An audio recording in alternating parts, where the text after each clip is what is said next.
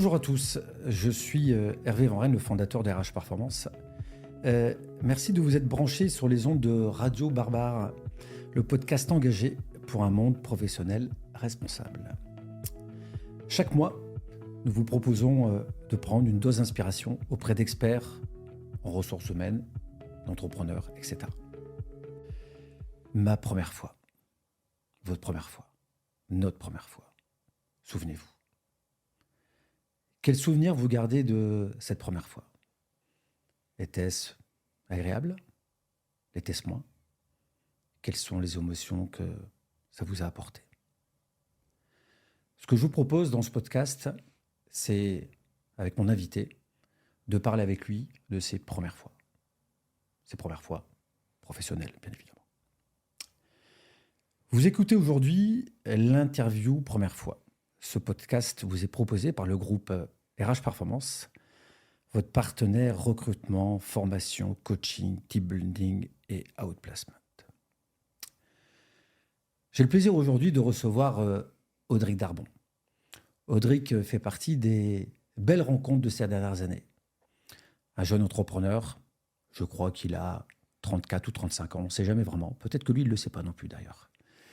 Qui s'est lancé dans l'entrepreneuriat depuis quelques années, 3-4 ans à peu près, vous en direz un petit peu plus. Une belle entreprise à fort potentiel qui s'appelle Wheel of Work. Audric, tu l'auras compris, ce podcast est destiné à toutes tes premières fois. Et puisque tu es là, c'est que tu as accepté de répondre à toutes tes premières fois. On est bien d'accord? On est d'accord, Hervé. Alors, parce qu'on est plutôt sympa, on t'accorde un joker. L'idée du joker, c'est s'il y a une question à laquelle tu ne veux pas répondre, tu pourras utiliser une seule fois le joker. Si tu es un peu plus challenge, tu peux me dire d'ores et déjà que tu ne veux pas de ce joker. Te connaissant un petit peu, Hervé, je vais prendre le joker. Ok, c'est parti. Alors, on va aborder ensemble toute une série de premières fois et tu pourras donc utiliser une seule fois ton joker. Bonjour Audric, ravi de t'accueillir. Alors, pour lancer cette thématique sur ma première fois, si tu nous parlais de ton premier job, t'en souviens-tu, c'était quoi? Alors, mon premier job, ça remonte il y a déjà quelques années maintenant. C'était en 2012, Ouais. dans un gros groupe international de recrutement. Et c'était dans une magnifique tour de la Défense. Ouais. Et qu'est-ce que tu as appris dans ce premier job? Dans ce premier job, j'ai appris les fondamentaux du marché dans lequel je gravite encore. Ouais. Les fondamentaux de la mise en relation d'experts dans la tech. Et au global, j'ai appris le vrai métier de commercial en recrutement. Ah, c'est quoi un vrai métier de commercial? Un vrai métier de commercial, c'est être en capacité de ne jamais rien lâcher, de systématiquement être à l'affût de toutes les informations qui vont te permettre de signer une affaire. Ok. Ce premier job, il a suscité quoi comme premières envies professionnelles?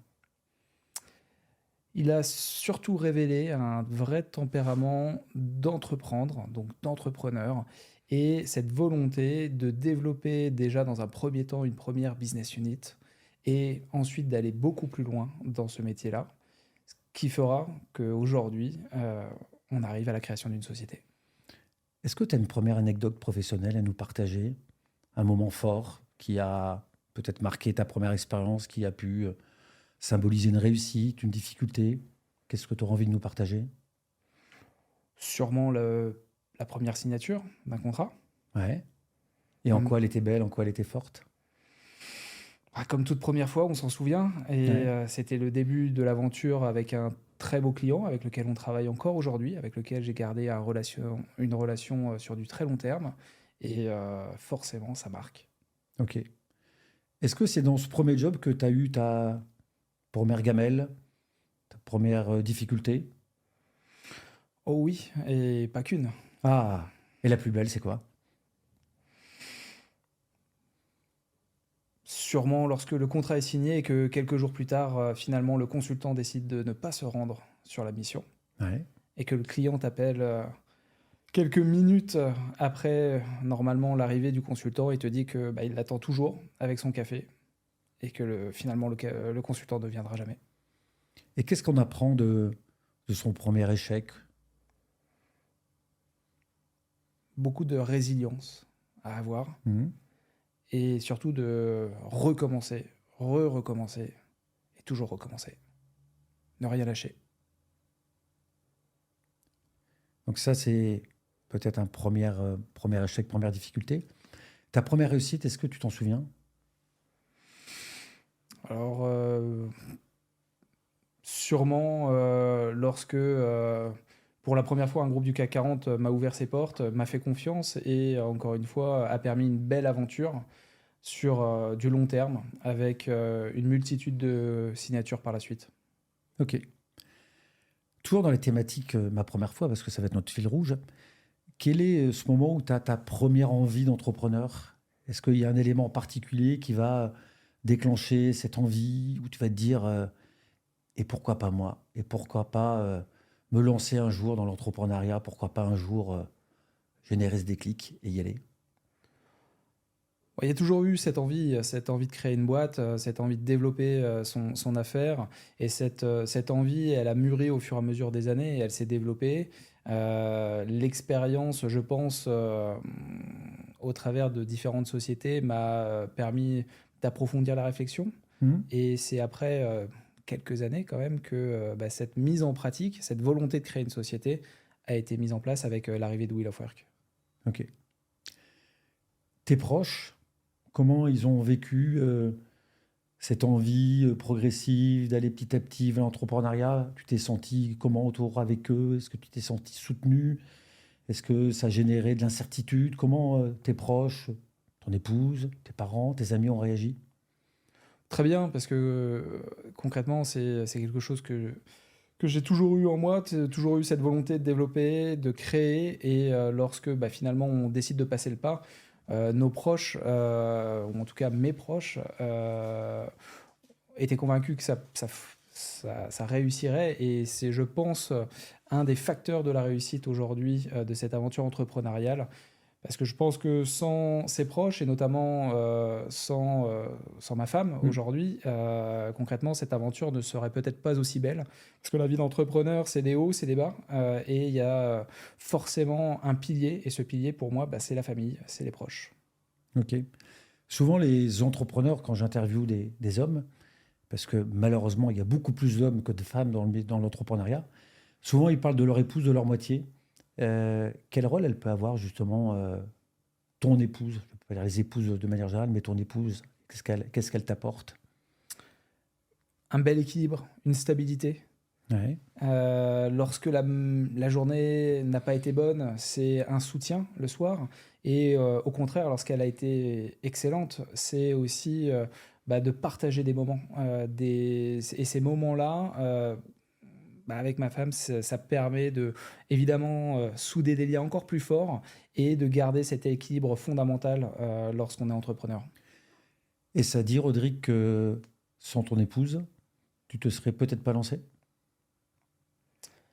Alors peut-être pas, je pense que je me serais lancé. Est-ce que j'aurais aussi bien réussi? Ça, c'est une autre histoire. C'est peut-être le moment de dire merci. Merci. Bien joué. Mesdames, si vous nous entendez, merci à vous pour votre soutien, car sans vous, on ne serait sans doute pas là, Ouais. comme Audric. Euh, Ça te va, ma première fois? Pour l'instant, tout va bien? J'ai pas déclenché de joker. C'est cool. Je te propose d'aller un peu plus loin et merci pour t'être présenté très simplement. Si tu... Alors, peut-être dans ma présentation de départ, j'avais envie de parler, de dire qu'Audric n'est pas encore un serial entrepreneur, mais je ne serais pas surpris qu'il le soit dans quelques mois, quelques années, pour l'avoir un peu pratiqué. Si tu devais nous parler de ton premier projet entrepreneurial qui s'appelle Wheel of Work, si tu devais nous le pitcher en 1 minute 30, tu nous dirais quoi? Sur Wheel of Work, qu'est-ce qu'on fait? Ouais. Alors, Wheel of Work, on est une société de conseil spécialisée dans la mise en relation d'experts indépendants, freelance, sur 3 verticales: la tech, l'ingénierie et le management de transition. Je suis parti d'un constat très simple. D'un côté, il y a les cabinets de conseil traditionnels, sans beaucoup de technologie, et de l'autre côté, les plateformes 100% digitales. L'idée de Wheel of Work, elle est venue de ce constat de pouvoir allier le meilleur du conseil avec le meilleur de la tech. Et c'est comme ça qu'on a commencé par développer une plateforme technologique à destination de nos consultants freelance pour leur faciliter le quotidien, tout en ayant une interaction très forte avec leurs agents de talent ou directeurs de mission. Et aujourd'hui, Wheel of Work, on intervient au niveau national.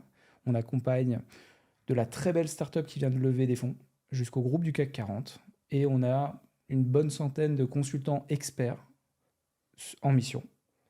Mais on a voulu surtout rester à taille humaine, puisque Wheel of Work, c'est une entreprise de dimension familiale aujourd'hui, avec une quinzaine de collaborateurs, basés à Lille et à Paris. Et dans tes collaborateurs, il y a une collaboratrice qui est ton épouse. Exactement. Et il a poussé le modèle jusqu'au bout. Bravo. Souvenir. Ton premier collaborateur. Souvent, quand on crée une société, c'est un moment phare. Moi, perso, je me souviens de mon premier collaborateur, qui était une collaboratrice. Est-ce que tu te souviens de ton premier collaborateur, Audric? Quand même, c'était il n'y a que 4 ans. Et alors? Des souvenirs de ce moment où on signe ce premier deal, cette première venue, ça avait suscité quoi chez toi de doubler tes effectifs, de passer de 1 à 2? Ça a suscité l'envie d'aller plus loin, l'envie de continuer à développer une belle équipe, de tisser des liens forts, puisque aussi Wheel of Work, c'est une aventure humaine avant tout, et une volonté de développer des interactions fortes avec les collaborateurs, de faire en sorte qu'ils arrivent toujours avec la banane le matin, d'arriver dans un environnement de travail qui leur permet d'atteindre leurs objectifs, et chez moi, une envie de les accompagner. Alors une question qui n'est pas une première fois. Comment on fait justement pour que tous les jours, ils aient la niaque, tous les jours, ils ont envie de se surpasser, tous les jours, ils ont envie de se galvaniser? C'est quoi ta recette? C'est quoi la patte de Wheel of Work pour arriver à ça? Alors la patte, je ne sais pas si c'est la patte de Wheel of Work, mais en tout cas, ça passe avant tout par moi-même arriver avec le smile. Moi-même mettre de la dynamique et avoir envie de les accompagner et de faire en sorte de les pousser à réussir, et en mettant un écosystème de réussite autour d'eux. Ok. Et ça marche? Plutôt bien. Cool. Quand on crée une société, on crée un cabis, on crée un logo, on trouve un nom, on a un premier collaborateur et puis on a ses premiers bureaux. Tu te souviens de tes premiers bureaux? Si tu devais me les décrire et ce que ça fait au moment où si c'était le cas, tu rentres la clé dans la porte, tu la tournes, la porte s'ouvre. Tu arrives dans ces bureaux? Alors avec Wheel of Work, on a commencé forcément tout petit chez Nao Coworking en 2020. Petite pièce, petit bureau, 4 mètres carrés. Mais c'est le début d'une aventure. Et puis après, il y a eu nos vrais premiers bureaux qui n'étaient plus dans un coworking. Et là, on a senti à ce moment-là le début, ou en tout cas l'accélération plutôt, de l'aventure Wheel of Work. On était enfin chez nous. Ouais. Et ce sentiment-là, oui, il va rester longtemps. Ouais, j'imagine, c'est bon souvenir. Est-ce que tu te souviens, je ne sais pas pourquoi j'ai mis cette question, ton premier virement bancaire qui arrive sur ton compte? Mon premier virement bancaire? Ouais. Ton premier client qui te verse le montant de ta prestation? Oui, je m'en souviens très bien. Puisque c'est aussi le sentiment que le modèle fonctionne. Et de se dire, on en a fait un, pourquoi on n'en ferait pas un deuxième? Ouais. Et puis on ne continuerait pas sur une dizaine, puis une centaine de clients. Le principe de la confiance en soi. Ça Exactement. démarre par une première preuve qui peut permettre de développer. Ouais. Moi, je me souviens, c'était un chèque. Bon, je suis un peu plus vieux que toi. Je me souviens de ce premier chèque de 16 000 € que j'avais mis sur mon compte et j'étais, ça y est, on existe. Voilà. On parlait de clients, tu te souviens de ton premier client? Comme de mon premier virement. Ouais. C'est lui qui t'a fait ton premier virement? Oui. Parce que parfois, s'il ne paye pas vite, c'est pas forcément le premier virement. Et ce premier client, est-ce que tu te souviens comment tu as fait pour le décrocher? Comment ça s'est passé? Pourquoi il t'a fait confiance? Parce que j'aime le dire, c'est parfois quand on crée une société avec un nouveau logo, un nouveau nom, tous les clients d'avant ne nous suivent pas. Qu'est-ce qui a fait que celui-là, tu as réussi à le décrocher? Étonnamment, c'est un client avec lequel je collaborais déjà depuis plusieurs années, quasiment une dizaine d'années. Et je pense qu'avant un nom de société, il a voulu suivre Audric et continuer à me faire confiance. Et cette confiance, elle se traduit aujourd'hui par une aventure qui se continue encore. Et forcément, on ne l'oublie pas. Hmm. Je vous ai pas tout dit sur Audric, parce qu'il y a tellement à dire. Parmi toutes ses qualités, Audric est, je dirais, un épicurien, un bon vivant. Alors, pourquoi ce constat? Parce qu'il y a une première fois que j'aimerais aborder avec lui. Est-ce que tu te souviens de ta première fête entrepreneuriale? Oh que oui. Il y en a eu beaucoup. Si tu devais en choisir une, C'est peut-être le moment de dire Joker. comme tu veux. Joker? Allez, Joker. On a parlé de ton premier recrutement, Ouais. ta première équipe. Est-ce que tu te souviens de ton premier séminaire avec tes équipes? Ce que tu as vécu, ce que tu as ressenti? Avec quoi tu es reparti? Alors, ce premier séminaire, c'était à Bordeaux. On était à l'époque 4 collaborateurs. Et à ce moment-là, c'était un ressenti de se dire ça y est, l'aventure, elle est vraiment lancée. On grandit et il faut commencer à fédérer. Fédérer autour des idées et puis commencer à développer ensemble de nouvelles idées pour aller plus loin, pour écrire la suite de l'aventure de Wheel of Work. Ok. Et on est ressorti de ce séminaire avec beaucoup d'idées, beaucoup d'envie et beaucoup d'ambition pour la suite. Un très beau moment. Très bon moment. On continue? On peut s'arrêter? Tu restes avec nous? Allez. Allez, on continue. Ta première déception en tant qu'entrepreneur, tu as lancé ton entreprise il y a quoi? On va dire à peu près 4 ans, à peu près. Ta première déception, c'est quoi? Tu t'en souviens? Elle n'était pas si loin. La première déception, c'est de se dire que même si on met tout en œuvre pour faire en sorte que la société soit en réussite, de voir que lorsqu'il y a les premières turbulences qui commencent à arriver, finalement, certains fondamentaux qu'on pensait acquis, finalement ne le sont pas. De voir les premiers collaborateurs partir. Et pour moi, c'est clairement un échec lorsqu'un collaborateur part de la boîte. C'est jamais un moment sympa. Et de faire ce constat que, mine de rien, il y a eu des défaillances, il y a eu des choses qui n'ont pas fonctionné. Et donc, oui, c'est ce premier échec humain. Plutôt que... Je pense que je me souviendrai beaucoup plus d'un échec humain qu'un d'un échec de business. D'accord. Et qu'est-ce que ça t'apprend, justement, ce premier échec qui est en l'occurrence chez toi un échec humain, comme disait l'autre, il n'y a de richesse que d'homme. Qu'est-ce que ça t'a appris? Qu'est-ce que tu as eu envie de faire après, de changer ou de ne pas changer? C'est surtout de se remettre en question, de comprendre en fait ce qui n'a pas fonctionné, de essayer de prendre les bonnes décisions pour la suite, de faire en sorte que ce qui n'a pas fonctionné ne devra plus se reproduire, et de tout faire pour à la fois continuer l'aventure, de pas se dire c'est un échec définitif et total, mais de se remettre en question et de rebondir surtout.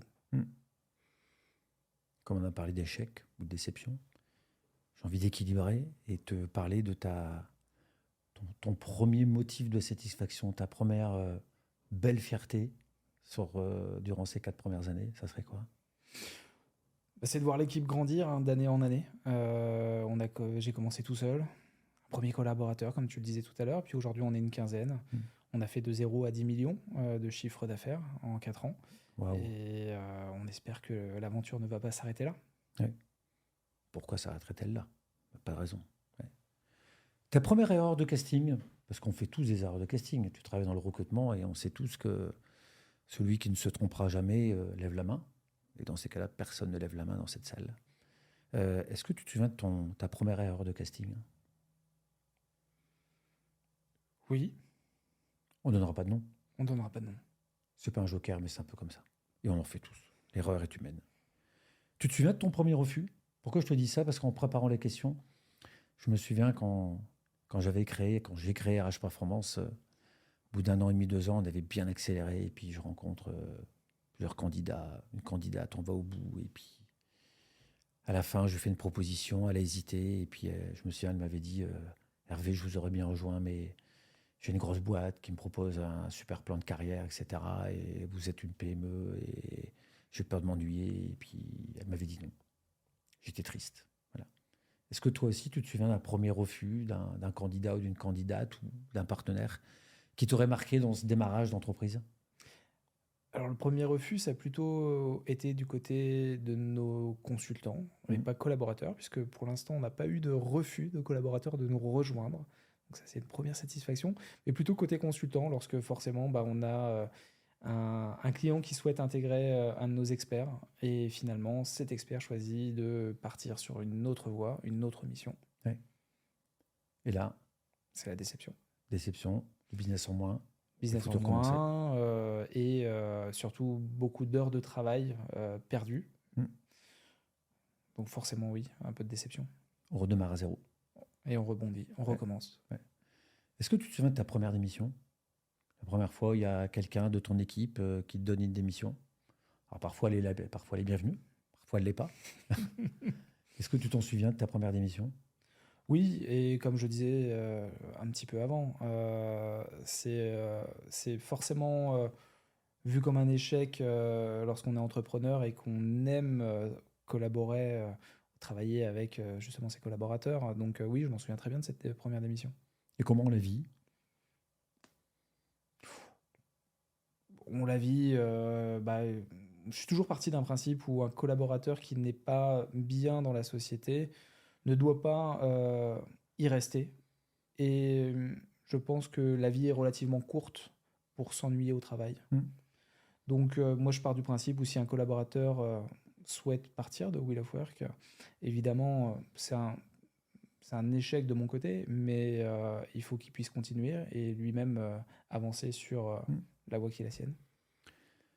Souvent, on dit que pour se lancer dans l'entrepreneuriat, et en l'occurrence, toi, tu as créé une société, comme on dit, from scratch. Il faut savoir gérer ses peurs, ses incertitudes, ses craintes. Est-ce que tu te souviens de tes premières peurs, tes premières incertitudes, tes premières craintes? Oui, forcément, et puis c'est des craintes ou des peurs peut-être qui sont quotidiennes, alors plus ou moins grandes, plus ou moins importantes. De toute façon, c'est propre, je pense, à chaque entrepreneur, hein. Il ne se passe pas une journée sans que on n'ait pas 1000 choses qui nous tournent dans la tête, de savoir si on va continuer à réussir, si les échecs qu'on a connus ne vont pas se reproduire. Donc oui, je pense que c'est le propre de l'entrepreneuriat. Ouais. Et est-ce que tu te souviens de quoi tu avais peur? De quoi tu as pu avoir peur? La première des craintes, c'est de savoir si le business model de Wheel of Work allait fonctionner. Si le fait de s'être lancé sur cette voie, de ne plus avoir de parachute, allait réellement fonctionner. Et alors, comment tu t'es rassuré? Comment tu as réussi à lever cette peur? En voyant que les clients et les consultants nous faisaient confiance. Ouais. Et si on fait un petit voyage dans le temps, si avant même de créer ta société, qu'est-ce qui a pu te rassurer sur justement ces incertitudes? C'est d'avoir au fond de soi, je pense, c'est de se dire qu'on a les capacités de réussir et que si on est en perpétuelle capacité de rebond, on va réussir à aller chercher les victoires, les succès et faire en sorte que la boîte qu'on a créée fonctionne. Ok. Est-ce que tu te souviens de ta première prise de risque ou de ta plus grande prise de risque depuis ces 4 années? Ces 4 années, pardon. Peut-être lorsqu'on a procédé à une levée de fonds, lorsqu'on a décidé de lever 2 millions d'euros l'année dernière. Ouais. C'est une prise de risque dans un sens de faire rentrer un nouveau partenaire, de faire rentrer un nouvel acteur dans le jeu qu'on ne connaît pas forcément et de savoir si ça va fonctionner avec lui. Et alors? Jusqu'à présent, ça fonctionne. Génial. Donc ça, c'est ton premier risque, ça a été de faire cette levée et de faire rentrer un nouveau partenaire financier dans l'aventure. Oui. Ouais. Donc c'est tes premiers conseils stratégiques ou tes premiers conseils d'administration, tes premières réunions avec ton partenaire, etc. Et on apprend beaucoup, j'imagine. J'imagine. Alors, ta première décision difficile, ça serait quoi depuis 4 ans? Est-ce qu'il y a eu à un moment ou à un autre une décision difficile à prendre qui nécessite de la réflexion, de l'encouragement, des hésitations, du soutien? Non, j'ai pas réellement connu de décision difficile jusqu'à maintenant. Peut-être la décision plutôt de se dire qu'à un moment donné, on a besoin d'aide pour aller plus loin, pour casser ce plafond de verre et aller chercher de nouveaux objectifs pour Wheel of Work. Et ça a plutôt été d'actionner le bouton on pour recruter un head of sales et venir soutenir la croissance commerciale et le leadership de notre équipe commerciale. Alors Audric, merci pour ce partage. Parmi nos auditeurs, nous avons des auditeurs francophones. Un head of sales, c'est quoi? Dans le jargon des startups, c'est un directeur commercial. C'est un directeur commercial. Alors pourquoi recruter aussi vite un directeur commercial? Souvent dans les entreprises, on se dit qu'il faut atteindre une certaine taille et que une fois cette certaine taille, on peut recruter effectivement des head of sales, etc. Pourquoi recruter aussi rapidement un head of sales? Pour Wheel of Work, ça devenait une nécessité si on souhaite continuer à atteindre nos objectifs. En tant qu'entrepreneur, on doit se dédoubler la plupart du temps, mais à un moment donné, il faut savoir reconnaître où sont nos limites. Et aujourd'hui, avec une équipe commerciale qui grandit de mois en mois, il était nécessaire d'avoir quelqu'un qui a une expérience dans le leadership commercial pour justement aller chercher ses ambitions. Alors une question qui me vient, mais qu'est-ce que tu vas faire de tes journées? Du golf avec toi, Hervé? Le public n'est pas au courant. On l'a vu, une société qui en 4 ans passe de 0 à 10 millions d'euros, 15 personnes, une belle reconnaissance, des leads, beaucoup de projets et puis un head of sales qui vient d'arriver. As-tu eu une première récompense ou reconnaissance professionnelle? Si oui, quelle est-elle? Bonne question. Très bonne question. Récompense professionnelle. Ouais. N'as-tu pas eu une première récompense professionnelle au tout début de la création de Wheel of Work? Alors, au tout début de la création de Wheel of Work, ça était d'être lauréat Réseau Entreprendre. Absolument, et bravo. Ouais. Qu'est-ce que ça t'apporte, avec du recul, de rejoindre un réseau d'entrepreneurs, une association qui œuvre pour l'aide à l'entrepreneuriat, à la création d'entreprises, etc. Quelques années plus tard, tu te dis, tiens, en quoi c'est un vrai bon conseil, un vrai bon service de rejoindre ce type d'association? Je me rends compte que ma question est peut-être un petit peu orientée. Déjà, c'était une fierté, puisqu'en 2021, quand Wheel of Work a été lauréat Réseau Entreprendre, c'était la fierté de se dire que le projet a plu à des entrepreneurs chevronnés qui ont décidé de nous faire confiance et d'intégrer Wheel of Work dans ce beau monde des lauréats Réseau Entreprendre. Et aujourd'hui, c'est une satisfaction d'être dans ce club et de pouvoir, à mon tour, être en capacité de partager les succès, mais aussi les échecs, et de pouvoir, à mon tour, accompagner des entrepreneurs qui viendraient à se lancer. Ouais. On dit souvent que parmi les missions d'un entrepreneur, c'est certes créer sa société, développer, faire en sorte qu'il y ait de l'ambiance et des valeurs, qu'il y ait un projet, etc. On parle aussi de transmission, de partage, de donner du temps. Qu'est-ce que tu en penses? Et est-ce que toi aussi, tu as pu bénéficier de l'aide de gens de réseau ou d'ailleurs? Et si oui, qu'est-ce que ça a pu t'apporter? Alors déjà, pour moi, je pense que c'est nécessaire de rendre ce qu'on t'a donné.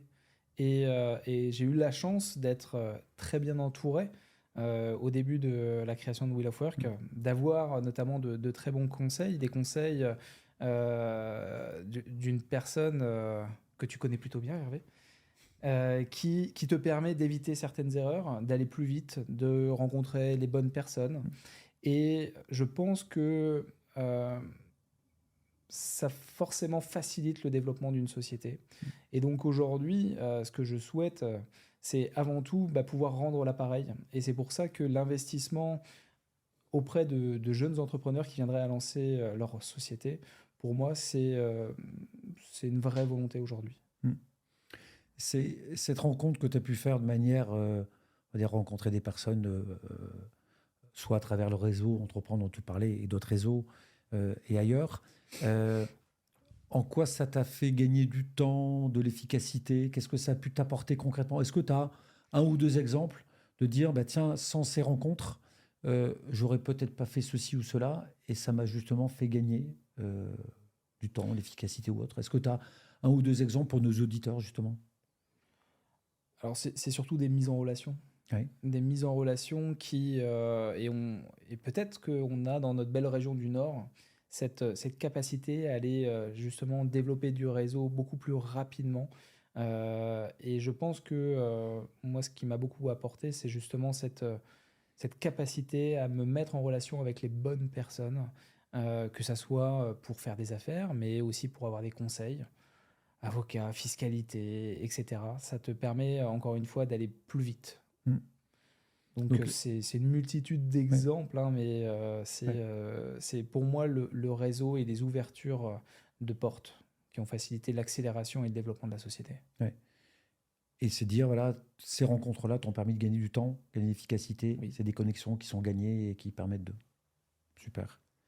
Euh, Est-ce que tu te souviens la première fois où tu es réellement sorti de ta zone de confort? Alors, je pense que quand on crée une société, on sort spontanément de sa zone de confort. Et, euh, et non, après, c'est un juste équilibre. Je pense que, en tout cas, moi, j'ai toujours vu l'entrepreneuriat comme une perpétuelle remise en question. Donc, on sort systématiquement de sa zone de confort. Euh, Il y a des moments peut-être un peu plus tendus parfois.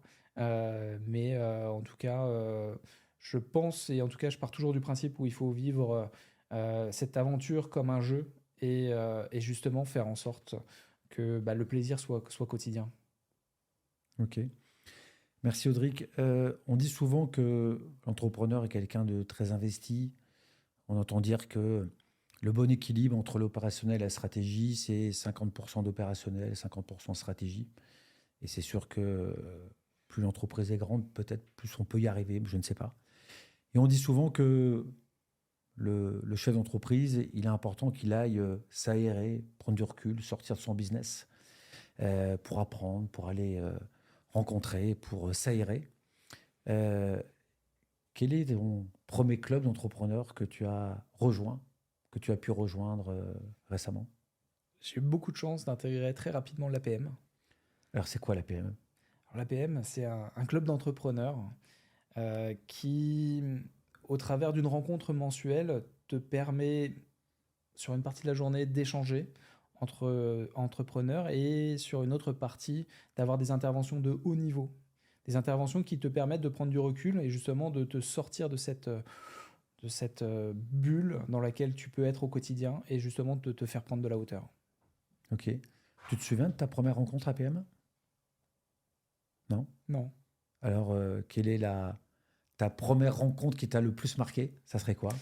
La rencontre qui m'a réellement marqué, c'est lorsque nous avons eu l'intervention d'un ancien ostéopathe qui s'est notamment reconverti dans la santé physique et mentale du dirigeant et qui permet de prendre conscience qu'un dirigeant, ça peut être comme un sportif de haut niveau, qu'il faut évidemment de l'entraînement, mais aussi être en capacité de prendre du recul et de faire en sorte que son corps soit en bonne santé.